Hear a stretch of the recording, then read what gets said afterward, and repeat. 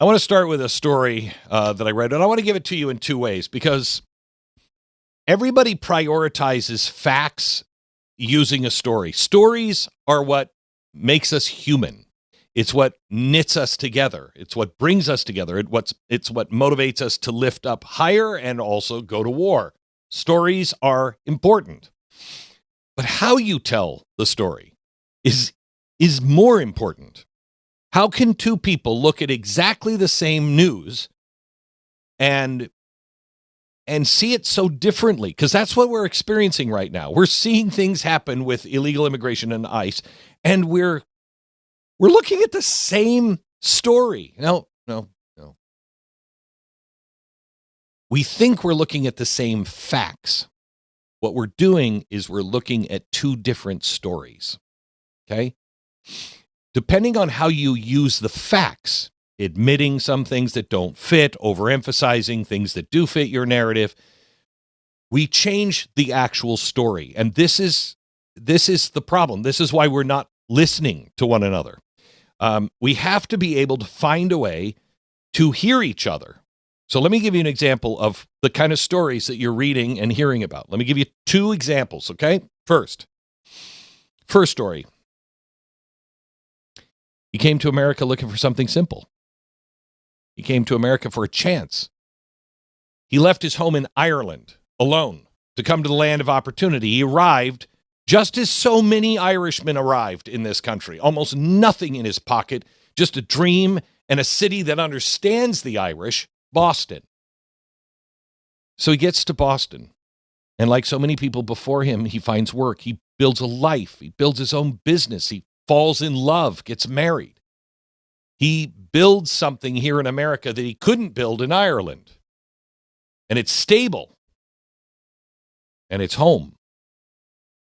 Then one day, he's just doing his business, routine stop at Home Depot, and everything changes. Handcuffs, detention. He's transported more than 2,000 miles away to a facility in Texas, and he spends months in this room he says is filthy, little sunlight. He barely gets to see outside anymore, very small meals, uncertainty hanging over him like a fog every single day. He doesn't know what's coming next. He finally gets a chance to speak, and he says, I feel completely forgotten. I have a wife at home. She's trying to hold things together, hoping against hope that maybe the system will see him more than just a number. He has 2 dogs. His wife tells the press they're waiting for him at home, wondering when he's coming back. They wait by the door, waiting for him to come home. Well, even people in Ireland are outraged. Politicians in his homeland now speaking up, asking questions about how a man with a life built here ends up locked away, fearing riots, wondering whether anybody hears him. He's an Irishman. He came to America for a better dream. You hear this story and you think, there but by the grace of God go I. All he was trying to do is build something, and now he's waiting behind a locked door, hoping somebody remembers that he's a human. Well, I remember he's a human, and that's why I want you to go to the GoFundMe page. It's already raised $30,000 for his legal defense. Now, you hear that story told like that, and I can see why you might be upset. But now let me add in facts and tell you the same tale, different story, but only because I'm adding the facts. Let me tell you, as Paul Harvey would say, the rest of the story. The man in the story, and by the way, this is a real story. This is in the news today. The man who was detained by ICE didn't just arrive and build a life, but that is the story you're getting if you read anything from the left. Okay? What I just gave you is the story you're reading if you only read things from the left. According to federal authorities, he entered the country under a 90-day visa waiver, and he never left. And he has remained here in the United States for more than 15 years beyond his legal status.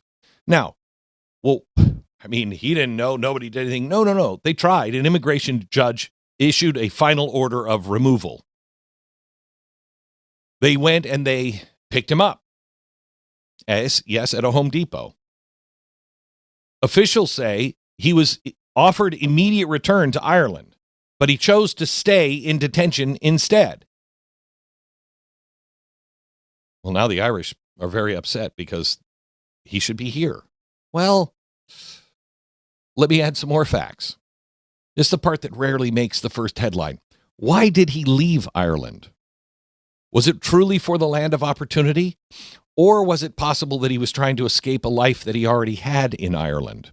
You see, back in Ireland, there were drug-related charges, including allegations of intent to supply and obstruction of a police officer. A court sought a bench warrant after he failed to appear. Okay, we leave out all those facts. And sympathy is now gathering here in the United States, and there's fundraising campaigns. There's radio interviews, emotional appeals. And two voices have surfaced that changed the picture a bit, but you're not hearing about these two voices. And the two voices are his twin daughters in Ireland.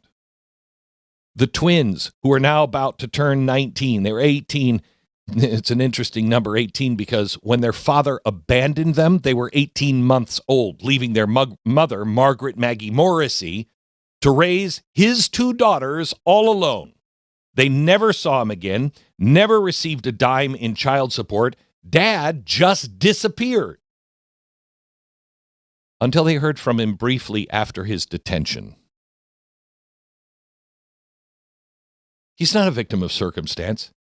He was a father who abandoned his children. And then only when he was arrested did he reach out to his children, maybe hoping against hope that the children would throw sympathy his way. And while the social media posts all are talking about his dogs waiting at home, the daughters reminded the world there were children waiting for him to come home their whole lives as well. Same man, same facts. But now the second story with all of the facts asks a different question. Is this about injustice or is this consequences delayed?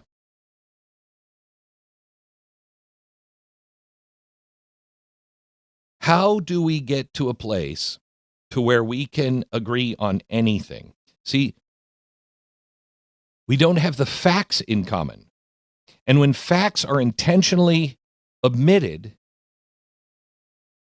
the story changes. What changed between these two stories here, not the facts, just which facts come first, which facts are delayed, which facts are admitted for a while, or maybe ever. Because the facts, the way you position the facts, allows you, a good storyteller, to control the emotions. Which emotions are you priming before the context arrives? What I did in the first story was activate your compassion first. I wanted to make sure that you understood this guy is just an immigrant, like all these thousands and thousands of immigrants that are Irish that came over to Boston. Story 2 activates accountability first. Now, both are real and both are persuasive, and that is exactly the point. You don't have to lie about to change public opinion. You don't. You only have to decide what the audience feels first. Okay, so let me give you a couple of things.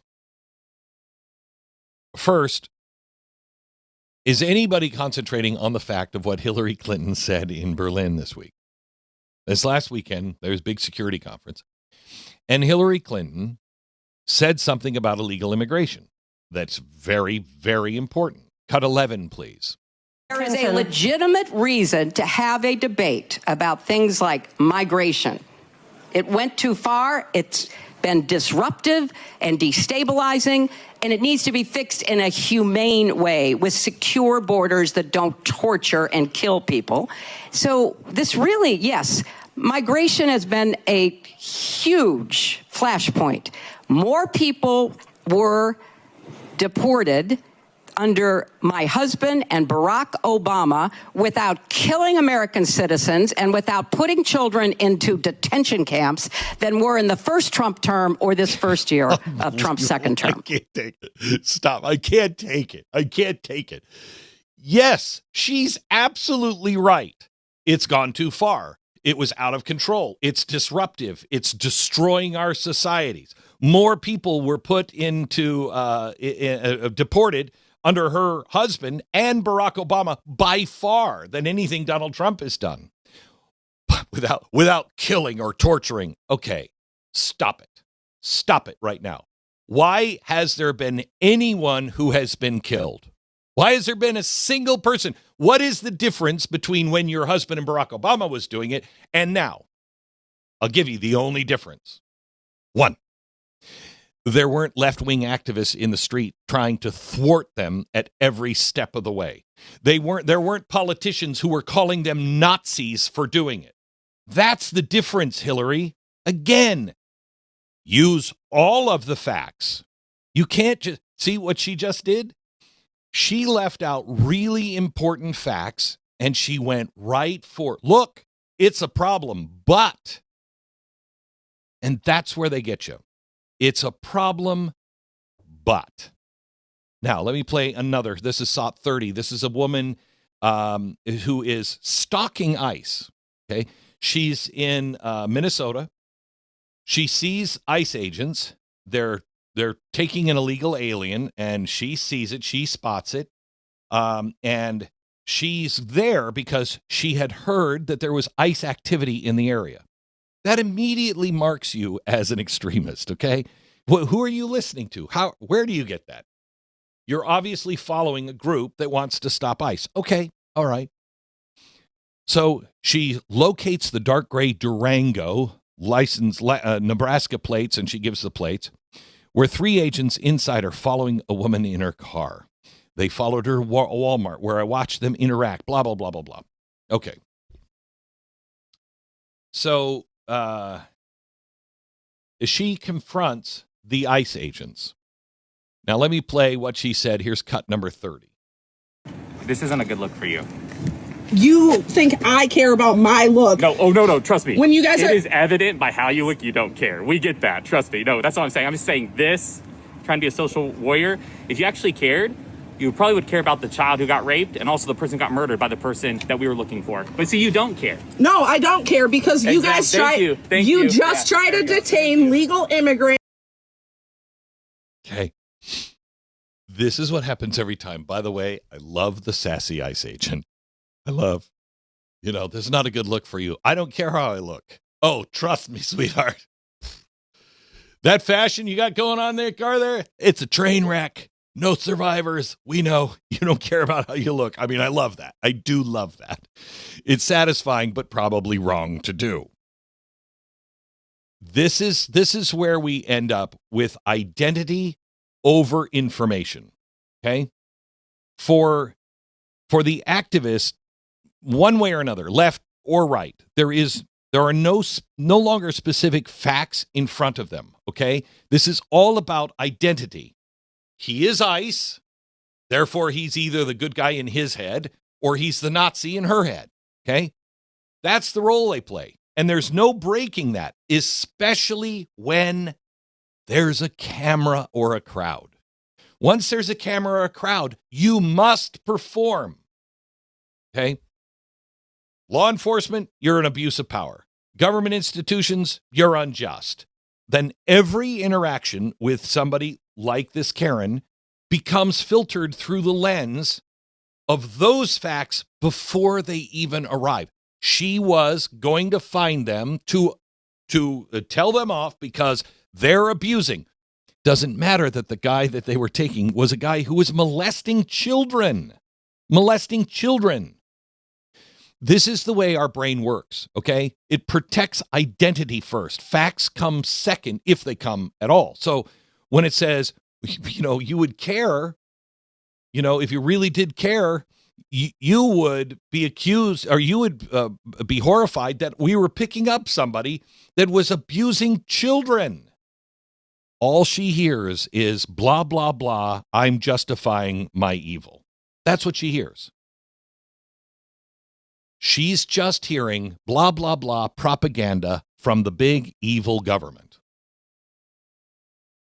What's so amazing here is that both sides believe they are protecting the public from violence. One has been trained to disregard everything that the government says. Again, why did Hillary Clinton say there were no deaths of anybody who was just standing up against? Because there wasn't anyone standing up against it. And don't tell me about the cages, because I was there pointing out the cages that Barack Obama was using, and no one cared until Donald Trump came in and he started closing those cages down, and you accused him of building cages. Please, please. All you have to do is actually look for the facts. So when he says a child was harmed, her brain immediately searches for the counter harm they believe is bigger. They're not debating any facts here. They're debating which moral lens gets priority. And that's what we have to break. Okay? And again, because she came with a camera, it's theater. Once the camera is rolling, the pride locks in. The tribal signals are vital. Backing down is betrayal. It will make you a traitor. Okay? And you know this. People say things publicly, and then when you get them aside, usually they'll be like, I'm sorry, I shouldn't have said that. I know, blah, blah, blah, blah, blah. But there's no breakthrough that is possible when you're performing for an audience. So how do you break through on this? Let me show you. Let me show you how you break through. And not everybody's going to hear the breakthrough. It may be more important for the members of the audience to see.